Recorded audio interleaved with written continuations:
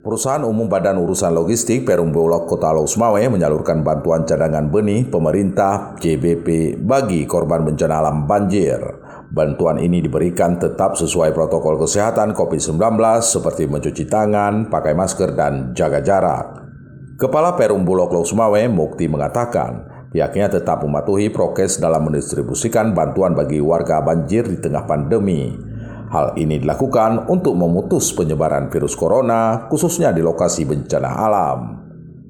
Insya Allah kita sesuai dengan perintah dari pusat, dari Perum Bulognya, kita untuk saat ini dari bulan 3 itu kita melakukan prokes di kantor Perum Bulog cabang Lau Sumawe ini. Setelah kita prokes, kita memakai masker, cuci tangan, dan jaga jarak, ya kan, seperti yang sudah diatur dengan pemerintah. Mudah-mudahan COVID ini cepat berlalu dan cepat diatasi.